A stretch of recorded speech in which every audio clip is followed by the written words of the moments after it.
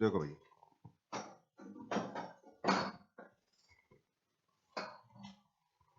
Paper number second, business law. 60 marks की business law आती है हमारी। ये फाउंडेशन में जो इसका 60 मार्क्स का पूरा पूरा तुम्हारा लॉ का पोर्शन है।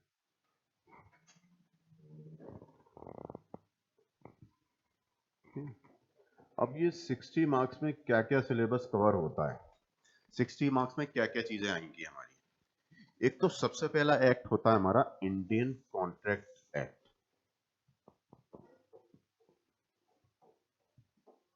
सबसे पहला एक्ट जो है हमारा इंडियन कॉन्ट्रैक्ट एक्ट होता है हमारा 1872। एक तो ये एक्ट पढ़ना है हमको, ठीक है।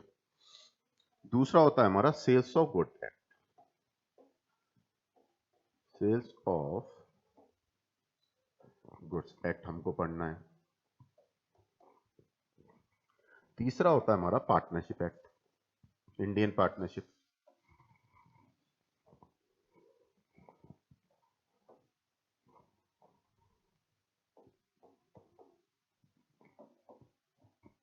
इंडियन पार्टनरशिप एक्ट होता है हमारा, ये हमको पढ़ना है,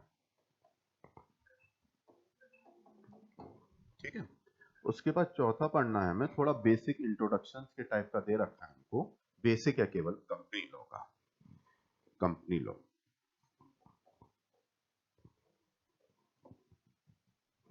ठीक है। और इसमें से होता है हमारा LLP, limited liability partnership act, ठीक है। LLP हमारा, ये 5 एक्ट हमको पढ़ने हैं। पढ़ाई का तरीका क्या रहेगा, जैसे मैंने बताया कि तुम रोज के रोज इसको प्रिपेयर करते हुए चलोगे, जितना मैं पढ़ाऊंगा तुम उतना रोज के रोज प्रिपेयर करोगे। जो याद करने वाली डेफिनेशंस होंगी मैं बताता हुआ चलूंगा कि इनको याद करना है तुमको। ये 5 चीजें, 5 एक्ट तुम्हारे उसमें कवर करेंगे। 60 मार्क्स का पेपर आएगा, केस स्टडी भी आती है, जनरल क्वेश्चंस भी आता है, दोनों तरीके से मिक्स होकर पेपर बनाया जाता है। डायरेक्ट क्वेश्चंस भी आते हैं और केस स्टडी भी आती है। केस स्टडी क्या होती है, जो एग्जांपल्स वगैरह जो मैं यहाँ पे बताऊंगा तुमको, उसी में से केस स्टडी बनाई जाती है। उसी जो हमारे पिछले केसेस हो गए उन्हीं में से केस स्टडी मिलेगी तुमको। तो सबसे पहले हम बात करेंगे यहाँ पर इंडियन कॉन्ट्रैक्ट एक्ट 1872।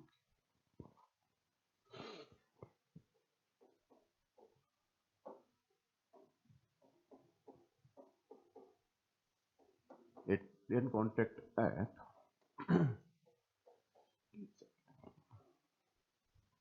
अच्छा ठीक है। इसे स्टार्ट करने से पहले सबसे पहले लॉ होता क्या है, क्या समझते हो तुम लॉ से? लॉ क्या चीज है? हाँ, सेट ऑफ रूल्स।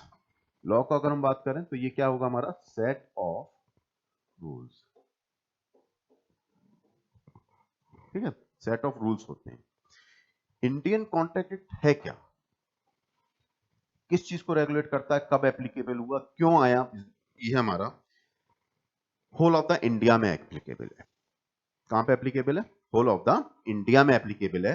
1 सितंबर 1872 में ये क्या हो गया था, एप्लीकेबल हो गया था। जम्मू कश्मीर में नहीं था, लेकिन अब जम्मू एंड कश्मीर में भी ये क्या हो गया है हमारा, एप्लीकेबल हो गया है, ठीक है। तो इंडियन कॉन्ट्रैक्ट बोलता क्या है, कॉन्ट्रैक्ट क्या चीज होती है, सबसे पहले बात करते हैं कॉन्ट्रैक्ट है क्या। कॉन्ट्रैक्ट क्या होता है हमारा, एग्रीमेंट, एग्रीमेंट प्लस एनफोर्सेबिलिटी।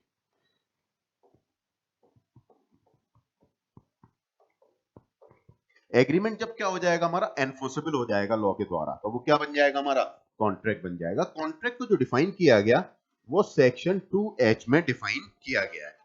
किसमें डिफाइन किया गया, सेक्शन 2H में डिफाइन किया गया है क्या, कॉन्ट्रैक्ट।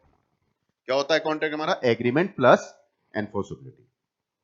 क्या होगा हमारा, एग्रीमेंट प्लस एनफोर्सेबिलिटी। अब एग्रीमेंट क्या चीज होती है हमारी, एग्रीमेंट जो डिफाइन किया गया सेक्शन 2E में डिफाइन किया गया। किसमें डिफाइन किया गया एग्रीमेंट, सेक्शन 2E में एग्रीमेंट को डिफाइन किया गया। एग्रीमेंट होता क्या है? एग्रीमेंट होगा हमारा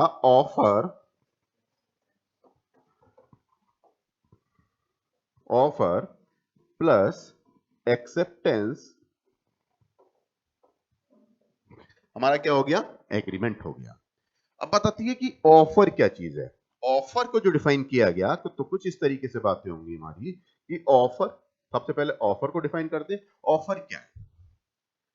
2A में क्या डेफिनेशन बताई गई ऑफर की? When one person signifies his willingness to do और नॉट टू डू। एक बंदा अपनी विलिंगनेस, जो वो करना चाहता है, जो चाह रहा है किसी काम को करने की या फिर ना करने की, और abstain from doing a certain act with the purpose of consented the other, दूसरे बंदे की कंसेंट मिल जाए, इसको क्या बोलते हैं? हम ऑफर बोलते हैं। एक बंदे ने अपनी विलिंगनेस क्या कर दी? जाहिर कर दी। क्या कर दी उसने? विलिंगनेस सामने वाले के सामने रख दी, तो वो क्या हो गया? हमारा ऑफर हो गया। एक तुम दुकान पे जाते हो, दुकान पे जाके क्या कह रहे हो? मुझे एक पर्टिकुलर प्रोडक्ट चाहिए, तो तुमने क्या दिया उसको? ऑफर दिया। तो ऑफर की डेफिनेशन क्या होती है? When one person signifies, signifies मतलब जता देना। ऐसा होता है कि हमने सोच लिया लेकिन सामने वाले को नहीं बताया, तो वो क्या नहीं होगा? ऑफर नहीं माना जाएगा। तो ऑफर क्या हुआ? When one person signifies his willingness to do, उसकी विलिंगनेस है किसी काम को करने की, टू डू, और एब्सटेन फ्रॉम डूइंग, एब्सटेन मतलब ना करने की, किसी काम से रोकने की, with a view to consent, with a view to obtain the consent of the other party, दूसरे पार्टी की क्या मिल जाए? कंसेंट मिल जाए। इस पर्पज से हम ऑफर दे रहे हैं, तो ये क्या कहलाएगा? हमारा ऑफर कहलाएगा, जो हम विलिंग है। तो ऑफर क्या हो गया? सिंपल लफ्जों में बात करें, अगर हम बिल्कुल सिंपली बात करते हैं, दो लफ्ज में अगर हम बात कर खत्म करें, तो हम किसी भी चीज से रिलेटेड दूसरे बंदे को कोई काम करवाना चाहते हैं, तो उसके बाद हमने क्या किया? उसको अपनी विलिंगनेस बताई कि हम भाई ये चाह रहे हैं, तो वो क्या हो गया? हमारा ऑफर हो गया। क्या हो गया? हमारा ऑफर। दूसरा वाला बंदा जब उस बात पर राजी हो जाता है, तो वो एक्सेप्टेंस हो गई हमारी। क्या हो गई? हमारी एक्सेप्टेंस हो गई। और ऑफर प्लस एक्सेप्टेंस क्या बनेगा? हमारा एग्रीमेंट बनेगा। जब एग्रीमेंट एनफोर्सेबल बाय लॉ होगा, तो वो क्या बन जाएगा? हमारा कॉन्ट्रैक्ट बन जाएगा। ठीक है? तो एनफोर्सिबिलिटी क्या चीज होती है? यहां पर एनफोर्सिबिलिटी है क्या? एनफोर्सिबिलिटी, एनफोर्सिबिलिटी का मतलब है कि जहां पर जिस चीज को हम कोर्ट में केस फाइल कर सकते हैं, लीगल रिलेशनशिप क्रिएट होना चाहिए, लीगलिटी होनी चाहिए। मैंने तुमको चाय पे बुलाया और मैं ताला डाल के घर से चला गया। अब तुम 2 घंटे खड़े रहे, अब अगले दिन मुझसे कहते हो कि तुम्हारे पर केस करेंगे, कर सकते हो केस? क्यों नहीं कर सकते? क्योंकि ये सोशल कॉन्ट्रैक्ट है। कौन सा कॉन्ट्रैक्ट है ये? सोशल कॉन्ट्रैक्ट है। सोशल कॉन्ट्रैक्ट एनफोर्सेबल नहीं होते, सोशल कॉन्ट्रैक्ट हम एनफोर्सिबिलिटी अराइज नहीं कर सकते। ठीक है? तो यहां पर एग्रीमेंट का क्या होना जरूरी है? एनफोर्सेबल होना जरूरी है। जब एग्रीमेंट एनफोर्सेबल हो जाएगा, तो क्या हो जाएगा? हमारा कॉन्ट्रैक्ट बन जाएगा। अगर एग्रीमेंट एनफोर्सेबल नहीं होगा, तो वो कॉन्ट्रैक्ट में कन्वर्ट नहीं होगा। एग्रीमेंट के लिए जरूरी है क्या होना? एनफोर्सेबल होना। All contracts are agreement, but all agreements are not contract. सारे एग्रीमेंट कॉन्ट्रैक्ट नहीं हो सकते, लेकिन सारे कॉन्ट्रैक्ट जो होंगे वो एग्रीमेंट होने ही होने हैं। ठीक है? तो कब एप्लीकेबल हुआ था ये? 1 सितंबर को एप्लीकेबल हुआ था 1872 में। होल ऑफ द इंडिया में एप्लीकेबल है। जम्मू एंड कश्मीर को भी इंक्लूड कर लिया गया है। पहले जम्मू एंड कश्मीर में नहीं होता था, अब जम्मू एंड कश्मीर में भी क्या है? ये एप्लीकेबल हो चुका है। ठीक है? देखो, बिजनेस ट्रांजैक्शंस के लिए यूज होता है।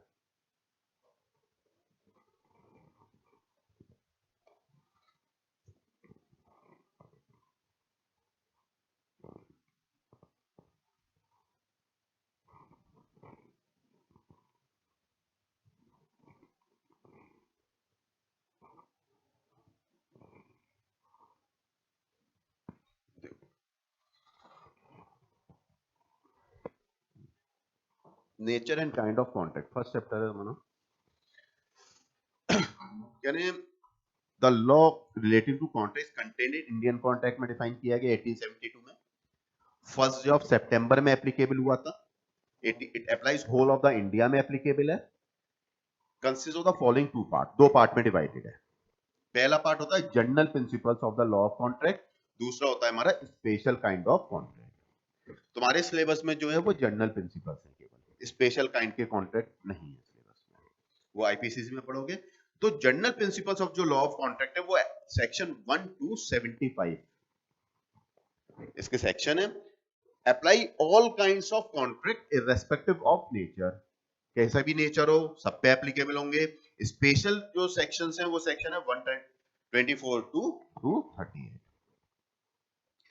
स्पेशल में जो आता है इंडेमनिटी आ जाता है, गारंटी आता है, बेलमेंट, प्लेज और एजेंसी। कह रहे हैं यहां पर जो इंडियन कॉन्ट्रैक्ट एक्ट है इसमें जो राइट होता है वो होता है, दो चीजें देखने को मिलेंगी, जस्ट इन पर्सोनम और जस्ट इन रैम। अब ये दोनों चीजें क्या होती है, जस्ट इन पर्सोनम क्या है और जस्ट इन रैम क्या है।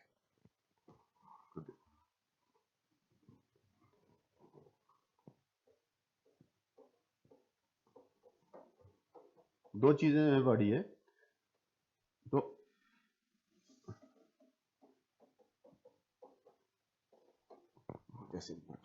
जस्ट इन पर्सोनम, इंडियन कॉन्ट्रैक्ट में जस्ट इन पर्सोनम आता है, जस्ट इन रैम नहीं आता। जस्ट इन पर्सोनम है क्या, right against the specific person. Jus in personam का मतलब क्या है, right against the specific person, एक पर्सन के अगेंस्ट राइट का आना। दूसरा होता है जस्ट इन रैम, यानी कि राइट अगेंस्ट द गुड्स या फिर right against the whole world. ठीक है, तो इंडियन कॉन्ट्रैक्ट में क्या आता है, right against the specific person आता है। जैसे सपोज करो तुमने ए और बी ने कॉन्ट्रैक्ट किया कि ए के पास क्या एक कार है, ये किसको बेचेगा, बी को बेचेगा, और बी इसके बदले में इसको 1 लाख रुपए पे कर देगा। क्या पे कर देगा, 1 लाख रुपए पे कर देगा। यहां पर ए अगर कार देने से मना करता है तो बी किसके ऊपर केस करेगा, कार के ऊपर या ए के ऊपर, ए के ऊपर। तो right against the specific person. या बी सी के ऊपर केस करेगा, सी उसका पड़ोसी है, पड़ोसी ने मना कर दिया तू मत बेच, किसके ऊपर केस, ए के ऊपर केस करेगा। तो राइट अगेंस्ट द किसके अगेंस्ट राइट आया, स्पेसिफिक पर्सन के अगेंस्ट राइट आया, ना कि गुड्स के अगेंस्ट राइट है, होल वर्ल्ड के अगेंस्ट राइट नहीं है उसके पास। तो क्या बोला कि यहां पर बी के पास राइट क्या है, ए के ऊपर केस फाइल कर सकता है। तो ये क्या हो गया, jus in personam right against the specific person, ना कि जस्ट इन रैम। रैम मतलब राइट अगेंस्ट द गुड्स या right against the whole world. तो जस्ट इन रैम क्रिएट नहीं होता। तो इंडियन कॉन्ट्रैक्ट में जो राइट आता है वो क्या आता है, राइट अगेंस्ट द पर्सन, यानी कि जस्ट इन पर्सोनम, जस्ट इन पर्सोनम रहता है। ठीक है, तो लॉ जो कॉन्ट्रैक्ट है create jus in personam create करता है and not jus in rem. तो jus in personam means right against और in respect of a specified person के अगेंस्ट राइट है। Under the law of contract the right is available only against the particular person के against right.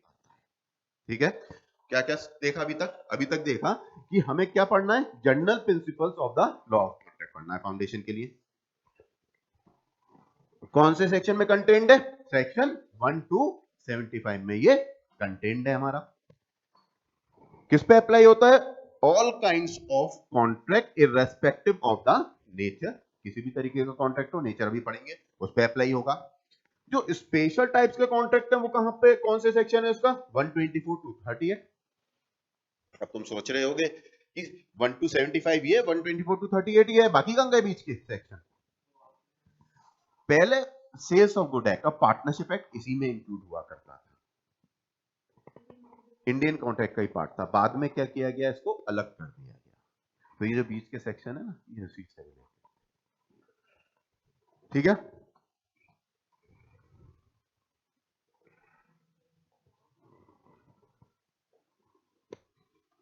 जैसे देखो example दे रखा है यहाँ पे,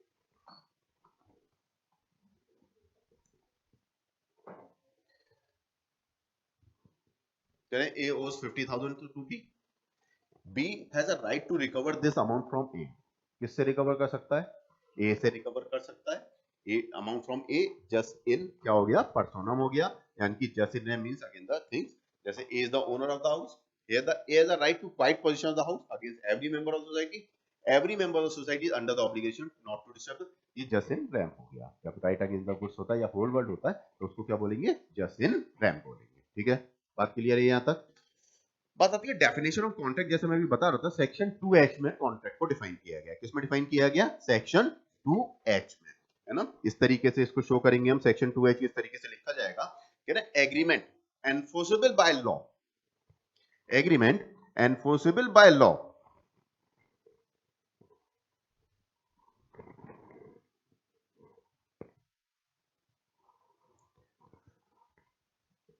जब एग्रीमेंट क्या हो जाता है हमारा, एनफोर्सेबल हो जाएगा, किसके द्वारा, लॉ के द्वारा, तो वो क्या बन गया हमारा, कॉन्ट्रैक्ट बन गया। क्या बन गया, कॉन्ट्रैक्ट बन जाएगा। तो एग्रीमेंट, कॉन्ट्रैक्ट के लिए क्या डेफिनेशन यूज हुई हमारी, agreement plus enforceability, agreement plus enforceability, agreement enforceable हो जाएगा तो क्या बन जाएगा, वो कॉन्ट्रैक्ट बन जाएगा। किस में बताए गए सेक्शन, कौन सा सेक्शन है, सेक्शन 2H में। इस कह रहे द टर्म एग्रीमेंट डिफाइन जो किया गया, एग्रीमेंट जो डिफाइन किया गया सेक्शन 2E में डिफाइन किया गया। किस में डिफाइन किया गया भाई, सेक्शन 2E में एग्रीमेंट को डिफाइन किया गया। एग्रीमेंट क्या है, एग्रीमेंट की डेफिनेशन क्या है, एग्रीमेंट क्या बोलता है, every promise and every set of promise, every promise and every set of promise in consideration for each other is called agreement। एक प्रॉमिस के बदले में दूसरा प्रॉमिस किया गया, एक प्रॉमिस के बदले में क्या किया गया, दूसरा प्रॉमिस किया गया। तो every promise and every set of promise in consideration of each other is called agreement. जैसे सपोज करो, अभी मैंने बताया तुमको ए और बी दो पार्टी, इधर ए ने एक प्रॉमिस किया क्या देने का, कार देने का, उधर बी ने प्रॉमिस किया क्या देने का, ए को 1,00,000 रुपए देने का। तो ए ने प्रॉमिस किया every promise and every set of promise in consideration of each other. A को प्रॉमिस मिला कि उसको 1,00,000 मिलेंगे, बी को प्रॉमिस मिला इसको क्या मिलेगा, कार मिलेगा। तो every promise and every set of promise consideration of each other is called agreement, ये एग्रीमेंट कहलाता है। तो every promise and every set of promise forming the consideration from each other is an agreement. Consideration का मतलब in return, हाँ उसके बदले में कार हुई, इसे कंसिडरेशन में क्या मिल रहा है, 1,00,000 रुपए, इसे कंसिडरेशन में क्या मिल रहा है, कार मिल रही है।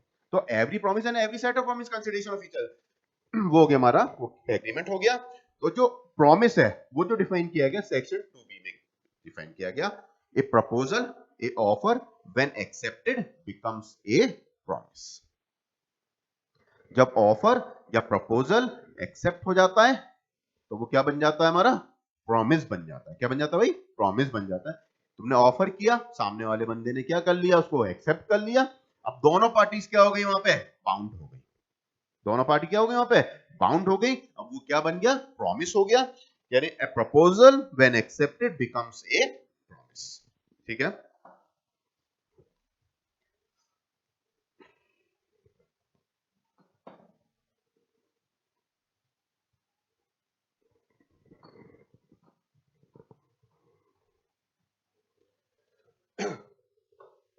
तो देखो चीजें डिफाइन करी गई हैं, डेफिनेशन दी गई है। एग्रीमेंट जो डिफाइन किया गया सेक्शन 2E में डिफाइन किया गया है हमारा, every promise and every set of promise forming the consideration of each other is an agreement हो गया हमारा।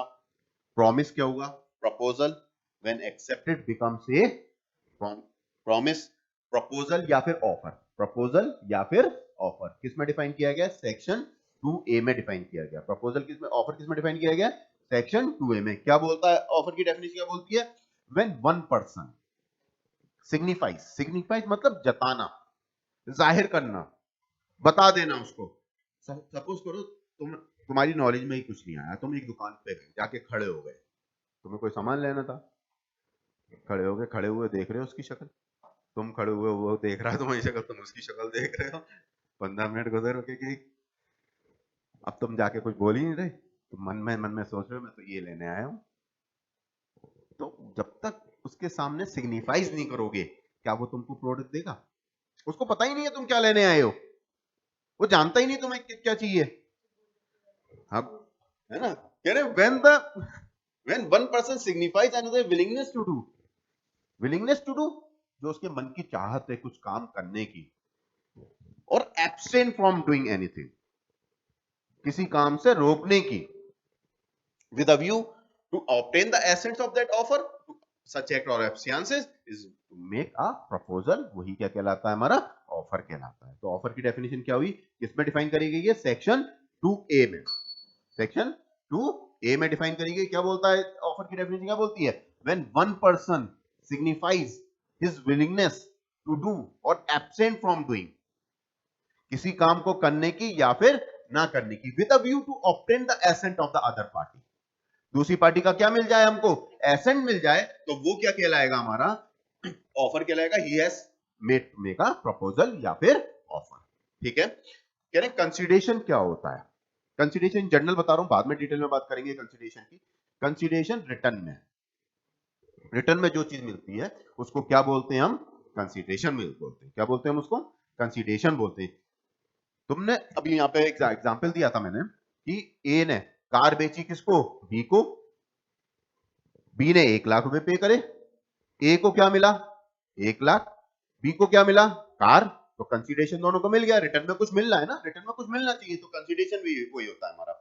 ठीक है, तो एग्रीमेंट जो डिफाइन किया गया था, क्या डिफाइन किया गया था, agreement is equals to offer plus acceptance. Offer जब एक्सेप्ट हो जाएगा तो क्या बन जाएगा हमारा, एग्रीमेंट बन जाएगा। क्या बन जाएगा हमारा, एग्रीमेंट बन जाएगा। तो every agreement and promise and for is a contract।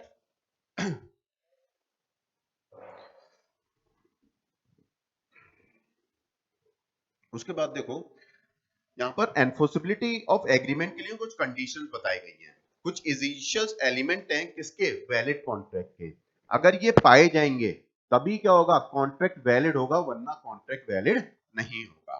अब उसके लिए कौन कौन सी कंडीशंस है, पहली कंडीशन होती है there must be a two parties, there must be a two parties, कम से कम 2 पार्टीज होनी चाहिए। एक बंदा अपने आप से कॉन्ट्रैक्ट नहीं कर सकता, सुबह ही सुबह उठे, शीशे के सामने बैठ गए, कहते हो मैं अपना मोबाइल तेरे को बेचना चाहता हूं, बताओ कर सकोगे ऐसा, हो जाएगा, कॉन्ट्रैक्ट बन जाएगा, शीशे में से हाथ निकलेगा पैसे लेके, ऐसा पॉसिबल नहीं है ना, नहीं हो सकता। तो कम से कम कितने पर्सन होने चाहिए, 2 पर्सन होने चाहिए। कह रहे there must be an proper offer and is acceptance, एक बंदा ऑफर होगा जो ऑफर देगा, और जिसको ऑफर दिया गया वो क्या हो गया, ऑफरी, वो एक्सेप्टेंस देगा। तो कम से कम कितनी पार्टीज होनी चाहिए, 2 पार्टीज होनी चाहिए।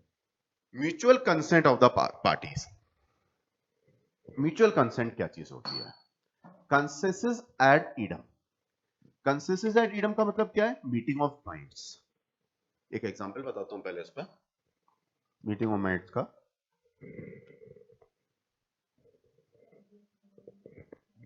हाँ देखो, एक बंदा एक्स, दूसरा बंदा वाई। एक्स के पास 2 घोड़े थे, एक कैसा ब्लैक और दूसरा कैसा व्हाइट। एक ब्लैक था, दूसरा क्या था, व्हाइट। वाई ने एक्स से बोला कि मैं एक घोड़ा खरीदना चाहता हूं। एक्स सोचता है ब्लैक बेचूंगा, वाई सोचता है व्हाइट खरीदूंगा। क्या बोला वाई ने कि मैं एक घोड़ा खरीदना चाहता हूं, ये क्लेरिफाई नहीं किया कौन सा घोड़ा खरीदेगा, ब्लैक या व्हाइट। एक्स ने सोचा ब्लैक बेच दूंगा, वाई ने सोचा व्हाइट खरीद लूंगा, व्हाइट बहुत अच्छा लगता है। तो क्या जो एग्रीमेंट इनके बीच में बना, क्या इनके बीच में मीटिंग ऑफ माइंड हुआ, क्या इन दोनों का दिमाग मैच कर रहा है, क्या ये दोनों सेम सोच रहे हैं कॉन्ट्रैक्ट करने से पहले, तो कंफ्लिक्ट अराइज होगा नहीं होगा। वो पता चला ब्लैक घोड़ा लेके पहुंच गया, वो कहता मुझे तो खरीदना ही नहीं है ये, मैं तो व्हाइट खरीदना चाहता हूं। तो क्या होना चाहिए यहां पर हमारा, meeting of mind, mutual consent of the party. Mutual consent का मतलब है कि दोनों party same thing same sense में बात कर रही हो। क्या कर रही हूं, सेम थिंग सेम सेंस में बात करती हूं। हाँ बिल्कुल स्पेसिफिक होना चाहिए कि मैं एक व्हाइट घोड़ा खरीदना चाहता हूं। ठीक है, तो वही बोल रहा है there must be mutual consent of the parties to an agreement must have mutual consent. Mutual consent that is they must agree upon the same thing and same sense, there must be a consensus ad idem. क्या होगा, consensus ad idem का मतलब क्या है, meeting of minds. हम्म।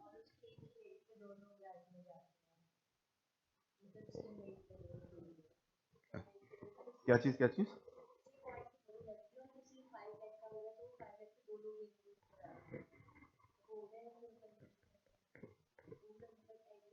दो लोग कैसे ले लेंगे एक चीज को? एक तो सेलर होना चाहिए, बायर होना चाहिए, या तो बिड बढ़ेगी तब हो पाएगा। दोनों को एक साथ नहीं सकता। ठीक है भाई, तो हाँ, बढ़ा दे वो प्राइस, क्या तो भाई जिसको चाहिए बढ़ाओ प्राइस, तो बढ़ा के लेगा, ये हो जाएगा, है ना।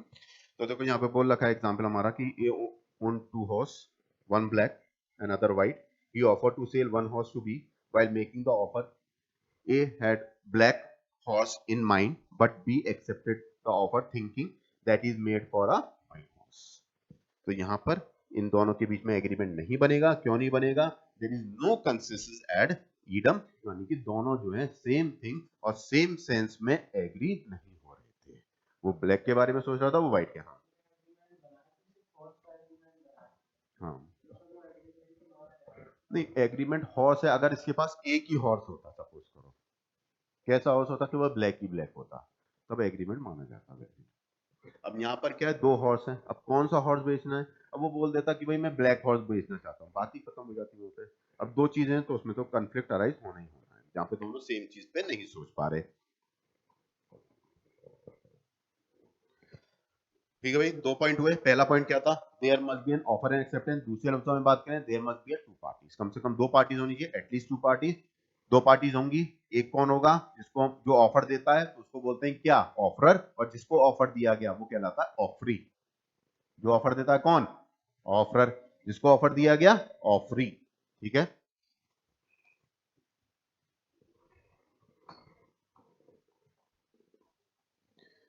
आगे बोलते हैं there must be a legal obligation. Legal obligation है होनी चाहिए। लीगल ऑब्लिगेशन मतलब कि हम उसको एनफोर्सेबल कर सकें।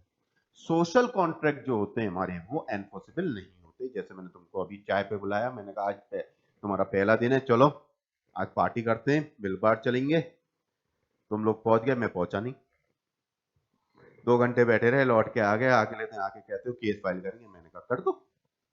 किस बात पे केस फाइल करोगे? नहीं कर सकते। क्या मुझे लीगली बाउंड कर सकते हो तुम? नहीं कर सकते। तो यहां पर ये सोशल एग्रीमेंट है, इसमें केस बैठता वेल्फर वर्सेस वेल्फर का। किसका? Welfare versus welfare.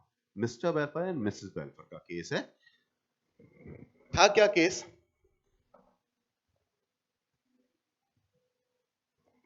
Welfare versus welfare का केस है।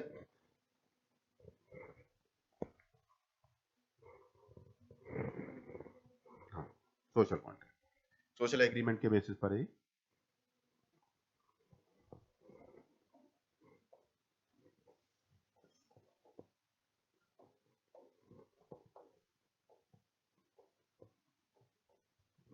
मिस्टर वेल्फर मिसेस वेल्फर का केस है। ठीक है, जैसे मिस्टर कर देते हैं और ये हो गया हमारा मिसेस वेल्फर। जो केस करता है उसको बोलते हैं प्लेंटिफ। प्लेंटिफ, हाँ। जिस पे केस किया जाता है वो होता है डिफेंडेंट। ठीक है, प्लेंटिफ और डिफेंडेंट, ये कोई हार्ड एंड फास्ट रूल नहीं है कि पहले प्लेंटिफ ही लिखा जाएगा या पहले डिफेंडेंट ही लिखा जाएगा, कोई भी लिख सकते हैं। कौन सा केस है ये? किस पे बेस्ड है ये? सोशल कॉन्ट्रैक्ट एग्रीमेंट पे बेस्ड है, सोशल एग्रीमेंट पे केस है ये। बेल्फर वर्सेस बेल्फर का केस है, मिसेस बेल्फर और मिस्टर बेल्फर के केस है। केस है क्या? मिस्टर एंड मिसेस बेल्फर सिलोन के रहने वाले थे।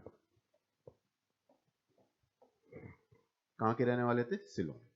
ये घूमने के लिए लंदन गए। कहां गए? घूमने के लिए लंदन गए। सिलोन के रहने वाले थे, लंदन घूमने के लिए गए, कुछ दिन वहां पे रहते रहे। कुछ दिनों के बाद मिस्टर बेल्फोर लौट के वापस आ गए और मिसेस बेल्फोर को ये प्रॉमिस करके आए कि मैं तुमको खर्चे के लिए 100 पाउंड भेजता रहूंगा पर मंथ। कितने पाउंड भेजता रहूंगा? 100 पाउंड पर मंथ भेजता रहूंगा। कुछ दिन तक भेजे उन्होंने, कुछ दिन बाद भेजने के बाद बंद कर दिया पैसा, वो लौट के नहीं आ रही थी मिसेस वेल्फर। मिसेस वेल्फर ने उठा के केस फाइल कर दिया मिस्टर वेल्फर। कोर्ट ने डिसीजन सुनाया कि ये सोशल एग्रीमेंट है। कौन सा एग्रीमेंट है ये? सोशल। ये सोशल एग्रीमेंट है और इसको एनफोर्सेबल नहीं किया जा सकता under the Indian contract act. कहां नहीं किया जा सकता? अंडर द इंडियन कॉन्ट्रैक्ट में इसको एनफोर्सेबल नहीं किया जा सकता, क्योंकि ये कौन सा एग्रीमेंट है? सोशल एग्रीमेंट है। ठीक है, तो इस बात से क्या पता चलता है कि जो बिजनेस पढ़ क्या रहे हैं हम? बिजनेस में तो जितने भी कॉन्ट्रैक्ट जो होंगे वो लीगली एनफोर्सेबल जब होंगे जब उसमें क्या होगा? बिजनेस का कुछ ना कुछ इंपैक्ट नजर तुमको आने लगेगा, इकोनॉमिक ट्रांजैक्शंस होने लगेंगी। क्या होने लगेंगी? इकोनॉमिक ट्रांजैक्शंस होंगी। तो यहां पर वेल्फर वर्सेस वेल्फर का जो केस है ये किस पे बेस्ड हो गया? हमारा सोशल एग्रीमेंट पे बेस्ड है ना।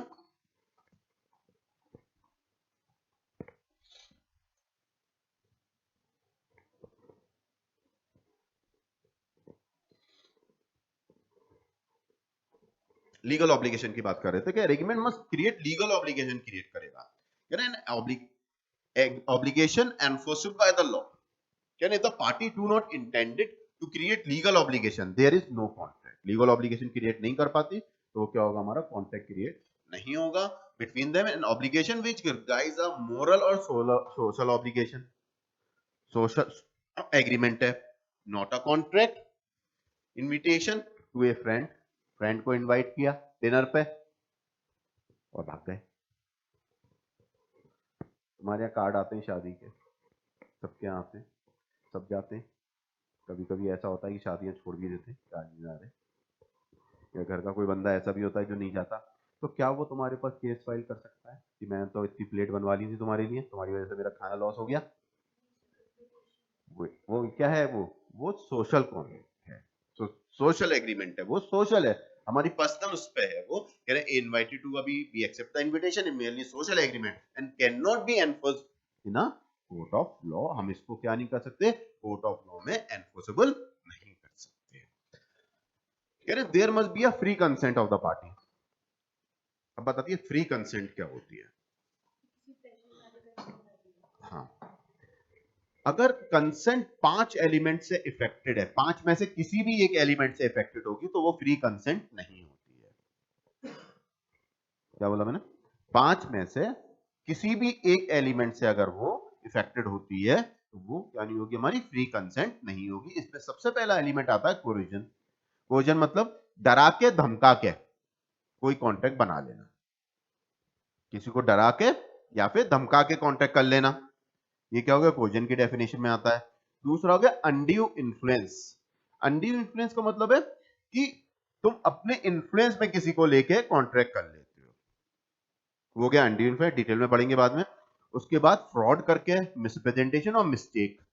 5 एलिमेंट्स में से किसी भी एक एलिमेंट से अगर इफेक्टेड होगी तो वो कंसेंट हमारी फ्री नहीं होगी, है ना। तुमने एक पिक्चर देखी थी शोले? शोले देखी है? शोले, शोले में धर्मेंद्र कहां चढ़ जाता है? टंकी पे, मर जाऊंगा, मिट जाऊंगा, मौसी राजी कर लेता है, मौसी को करता है नहीं करता? तो वह क्या किया उसने? डरा के धमका के काम किया, है ना। या तो तुम किस थ्रेटनिंग कर रहे हो तुम, तो वो चीज क्या होगी? फ्री कंसेंट होनी चाहिए। The consent of the party is not a free, then no valid contract comes to existence.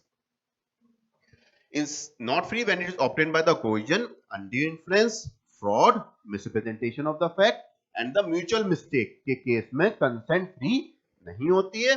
तो यहां पर कह रहे भाई ए थ्रेटन, ए ने धमकी दी to shoot B son unless B sign a promissory note for ₹50,000 in favor of A. कह रहे हैं B sign the promissory note under the threat. In this case, the promissory note is not valid and B consent is not free being obtained under pressure. ठीक है, हाँ बिल्कुल कर सकता है, यहाँ पर बिल्कुल हो सकता है। कंसेंट अगर फ्री नहीं है, अंडर प्रेशर किया गया कॉन्ट्रैक्ट, तो केस फाइल हो सकता है, कॉन्ट्रैक्ट भी खत्म होगा। कह रहे हैं the parties must be competent to contract. Competent कौन लोग होते हैं? अब वो बंदा, कॉम्पिटेंट मतलब कैपेबिलिटी, कॉम्पिटेंसी मतलब कैपेबिलिटी, बंदा क्या होना चाहिए? कैपेबल होना चाहिए। क्या करने के लिए? कॉन्ट्रैक्ट बनाने के लिए। अगर बंदा कैपेबल नहीं है तो वो कॉन्ट्रैक्ट नहीं कर सकता। कौन कौन लोग ऐसे हैं जो कि कैपेबल होते हैं या नहीं होते? एक तो बंदा हो गया हमारा जो कैपेबल नहीं है, माइनर। माइनर कौन? जिसने 18 ईयर की एज कंप्लीट नहीं करी है, वो माइनर हो गया। तो माइनर क्या नहीं कर सकता? कॉन्ट्रैक्ट नहीं कर सकता। अनसाउंड माइंड, अनसाउंड माइंड में डिफरेंट डिफरेंट लोग आते हैं। अनसाउंड माइंड में एक आता है हमारा ल्यूनेटिक। ल्यूनेटिक कौन होता है? जिसको कभी कभी दौरे पड़ते हैं पागलपन के, वो हो गया कौन? ल्यूनेटिक।